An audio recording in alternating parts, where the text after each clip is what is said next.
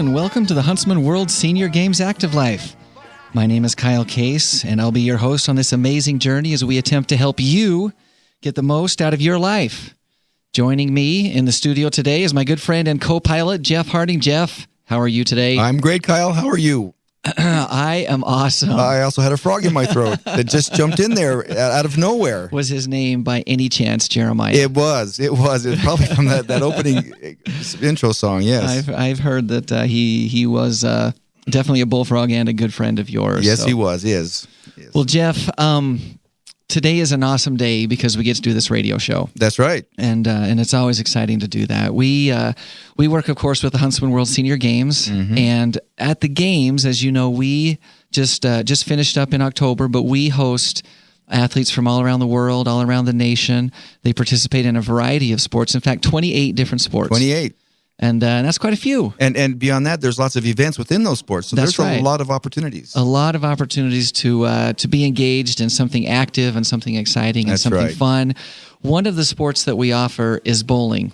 That's right. Now, are you a bowler in any sense of the word, Jeff? I have thrown a ball down an alley a time or two, but I've yet to break 100, I think.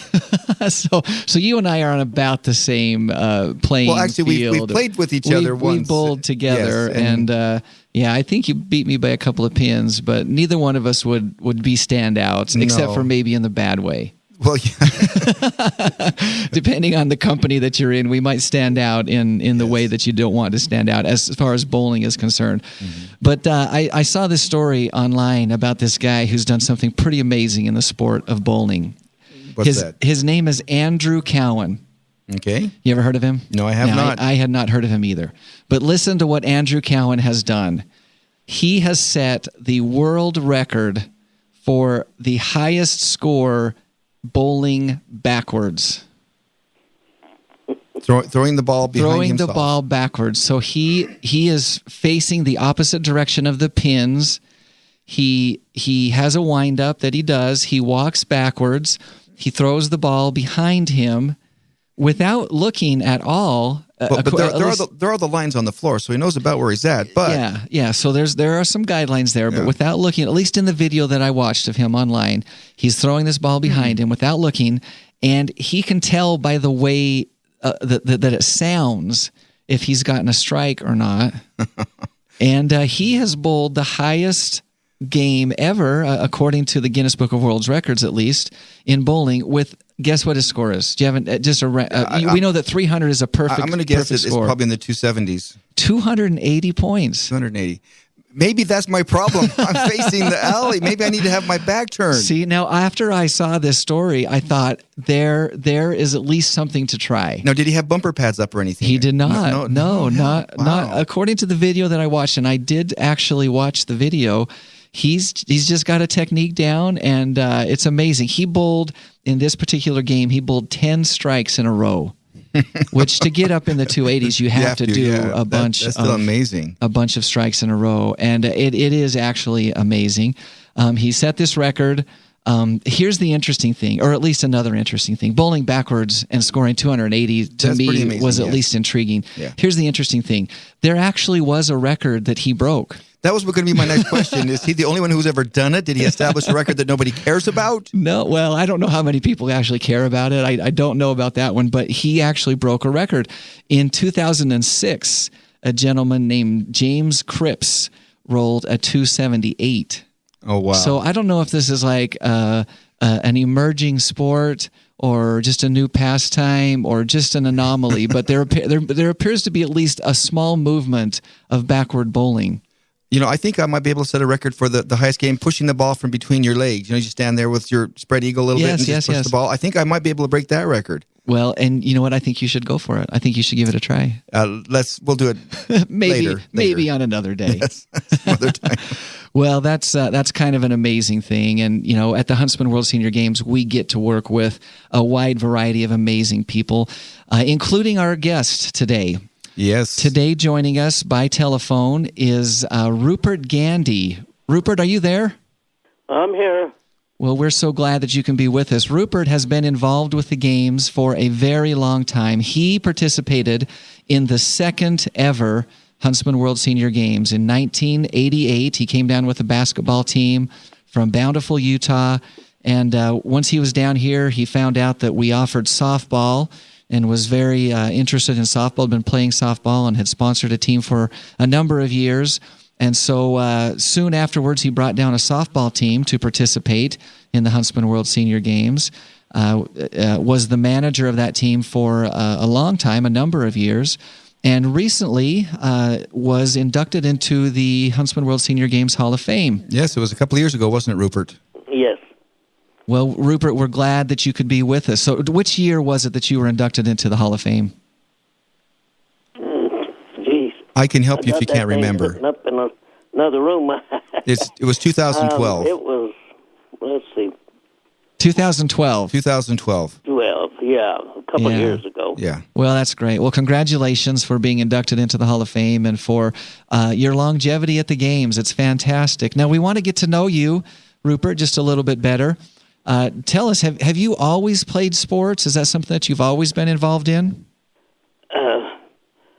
More or less. I grew up in South Carolina, and I lived in a small community, and we didn't have hardly enough guys to make up a team. And we had to just pick up whoever we could. And I started playing. I pitched baseball in high school, and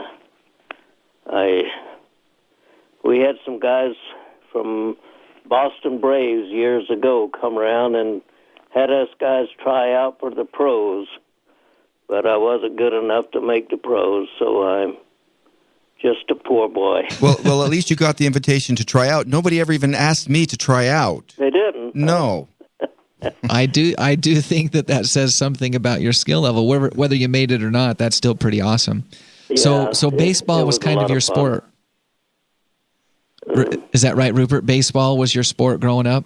More or less, yeah. We didn't have a gym. We had a small basketball court that was outside, and there wasn't enough guys to play hardly, and we'd play with the girls. Play basketball with them. and who would win those contests? Well, it was pretty well even. So you had some pretty athletic females in your school, it sounds like. Well, we had a lot of fun trying. Good. Did you go to college? Did you do anything sport-wise in college? No, I didn't. I had to work for a living all my life. I wasn't smart enough to go to college. In fact, I have never graduated from high school. I lacked a credit and a half of graduating. Well, I had an extra credit I can give to you. Yeah.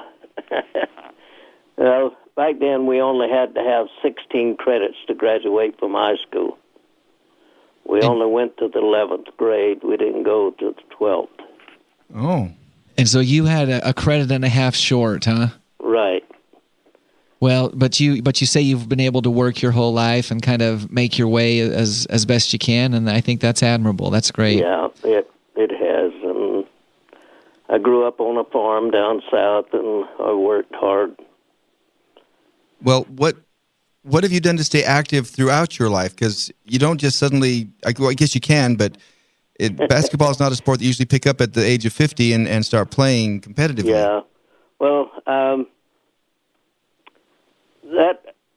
I started the early morning basketball here in our ward house, and that's how we happened to go down to St. George. One of the brethren heard about the World Senior Games, and so we went down the second year with the guys that we played. I've been playing up there for the last 30-some years in the early morning basketball. So that you've got some longevity in recreational neighborhood pull together games. Yes. And you came down kind of anticipating a little bit of church ball, it sounds like. Well, more or less. Now, that year that you came down in 1988, that was only the second year that the Huntsman World Right. Senior Games had even been around, 1987 being the first year. How many teams were there playing basketball at that time? Well, we played some guys from back in Detroit, and we played some teams that was from Brazil, and I don't know who all. Other than that, I just remember those guys in particular.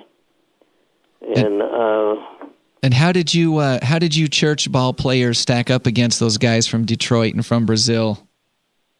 Well, I was just talking about this a little while ago with the guys from Detroit. One of the guys was one of my players on the team. He was a good shooter. He had played basketball all his life, and so I'd always bring the ball down and pass it off to him, and he'd shoot. So That these sounds guys like a from good Detroit plan. said, "Don't worry about this guy talking about me. Just guard that other guy. He's the shooter." So anyway, I never did, and I never have been able to shoot with one hand. I always had to have two hands up there to shoot.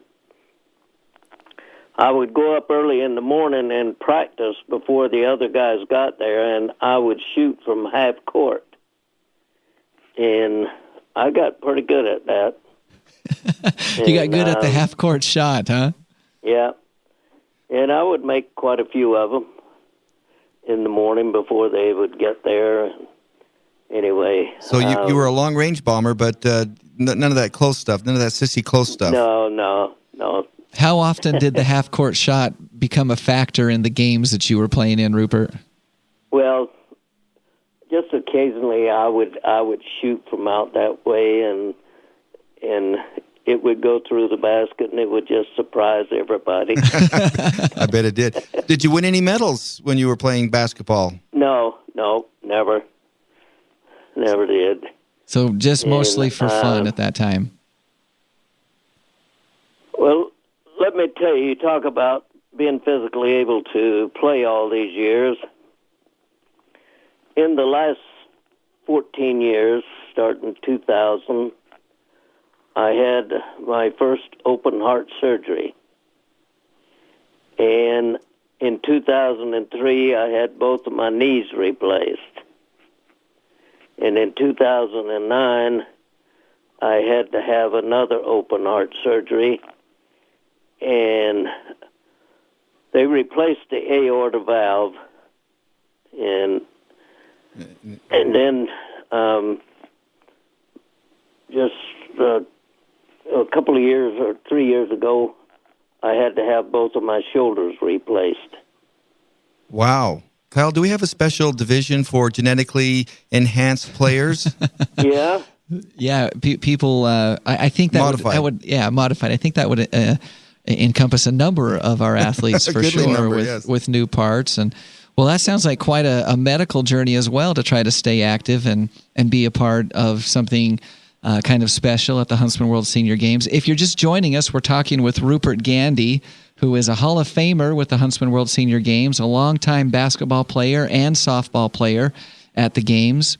And he's been talking a little bit about some of his lifetime activity, specifically to basketball. Let's shift gears just a little bit, Rupert, and let's talk about softball. So you initially were introduced to the Huntsman World Senior Games through basketball. You came down with your church team and played against some pretty impressive competition. When was it when you shifted over to softball and started bringing softball teams down? It was only a couple of years or so later after, and I think one or two of the basketball players passed away and stuff, and so I just went to softball, and that's where I've been ever since. Just for the record, Rupert, how old are you now? I'm 85. You're 85. 85 and years still young. going strong. That's great. That's amazing. Mm-hmm. So I'll be 86 in February if I live. Well, we hope you do. We hope you do. What position did you play on the softball team? Years ago I played outfield, but then I started pitching in slow pitch, and that's what I've done most ever since. Awesome. So you are the pitcher. You're the one who gets to kind of determine the pace of the game all throughout the game. So yes, and get mad at the guys that make errors. That's right. That's right. That makes me look bad. Sure, of course it does. That's not what any of us want, right? Yeah. So you've been competing at the games for a number of years. Most of the time that you've been coming down, you've been playing softball. Do you have any specific or special memory about playing softball at the Huntsman World Senior Games that stands out? Well, I'd have to think about that a little bit. The thing that's impressed me most about playing there are a lot of great guys, and I have been able to make some good friends down there in sports. And the camaraderie that I've had over the years has meant more to me than just winning games, you know? Right. And the friendship that you have, even when I go down there now, there's a lot of guys from different parts, a lot of guys from St. George that I've played with and against, and other parts of the country that still come, and it's just been a good feeling to be able to participate with these men that enjoy the sports as well as I do. So, Rupert, I'm sure you're aware that the Huntsman World Senior Games softball tournament has grown into the largest senior softball tournament in the world. Right. There's no other senior softball event that's as large as our event. Mm-hmm. What do you think the key factors are in facilitating that growth? Well, I think probably a lot of the people enjoy the sports, and they're willing to participate, and they're willing to travel a long ways in a lot of cases to come to play in the World Senior Games, and I have been so impressed at how it has grown.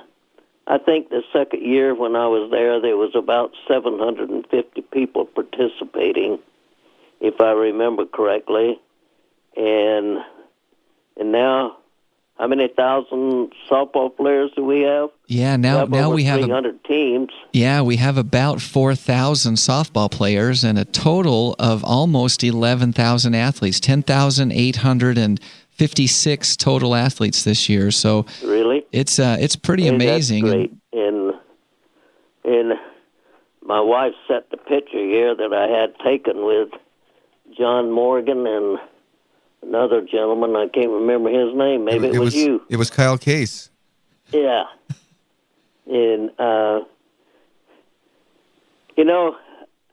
I stopped to think about that, and I'm sure he never thought it would ever grow to such a thing, but I'm sure he's happy it did. Well, I can tell you he sure is. I get a chance to visit with John Morgan. And for those of you who do not know, John Morgan is the founder of the Huntsman World Senior Games. He was the one who kind of got the whole thing started. And, I talk with him regularly. And we often talk about how just pleased he is at what the games have become. Of course, when the games started out in 1987, he had high hopes. He hoped that it would go well, that it would be successful. Yeah. But it's amazing how it's grown over the years. Right. I've been impressed with the way it has grown and the opportunity it's given me to participate. I would have probably been there 27 years, but my wife and I went on a mission for the church in 2001, and I went down and played that year, and then we left shortly afterwards and came back in 2003. I missed 2002. Well, Rupert, as much as you're impressed with the event and the thing that goes on, the experience that happens down here, we, as the organizers, are impressed with you, the athlete, who can come and still compete and has that drive to come. So a lot of the credit for the growth goes to the people like you who are coming to compete. That is so true, Rupert. And you hit on something that's really important that is worth mentioning again, and that is the incredible camaraderie that exists among the athletes at the games. We talk to people all the time, who say that they came for the first year because they heard the competition was great, but they come for the second and the third and so forth and so on from that because they make these friendships and they look forward to coming down again and getting together with old friends, whether they're on their team or people that they've competed against. There's just really a special feeling and a special camaraderie among the athletes. And you really hit it right on the head. We hear that all the time from our athletes, and that's one of the great things about the games and one of the things that we also love. Yeah. Well, it's been a wonderful opportunity to participate. So, Rupert, you played this most recent October at the games, didn't you? Yes. So you're 85. Are most of your teammates 85, or are you playing down with the young ones? Well, I was the oldest guy on my team. We started out from 74 up, and we had a bunch of guys that liked the sports, but there was only a few of us that was pretty good. Enough to stick it out. That's why we didn't win anything. But you had fun. Yeah. Well, that's good. I thought I was going to end up with a batting average of 500 down there, but the last time up at bat, I hit a fly ball, and the guy in right field happened to catch it. I was going to give him a swift kick, but I didn't do it. Well, we appreciate that because we like good sports. Yeah. So did you pitch this year as well? Were you the pitcher for your team? I pitched some. I didn't pitch too much. Yeah. We had 2 or 3 guys on there that liked to do it, and I just told the guy that was coaching the team to put them in and let them pitch. Let the young guys get the experience. Yeah, right. That's right. That's right. Well, it sounds like your overall experience at the Huntsman World Senior Games has been phenomenal, and as Jeff mentioned, we're so pleased to be associated with you and people like you who can step up and make the games great and make the games what they are. And as you said, we're all a little amazed at how big they have grown. But even as big as the games are, it still comes down to just the individual athlete and the experience that they have. So thanks for being a part of the games, and thanks for being with us today. Thanks for giving me the opportunity, and it's nice to talk with you, Kyle. Yeah, well, thank you. Thanks for joining us, Rupert. All right, you have a great evening. All right. So that's all the time that we have for Rupert, but we're sure grateful to him for joining us. Just a couple of quick things. If you haven't had a chance to yet, we'd like to invite you to visit our website, seniorgames.net, and check out the results page. You can see people, athletes like Rupert and those like him who have participated in the games, see their results and see the times and the distances and the marks that they've posted. I think many of you would be very impressed with that. We also want to remind you that while the games are over, we're beginning the preparation time and period in which we get ready for the next games already.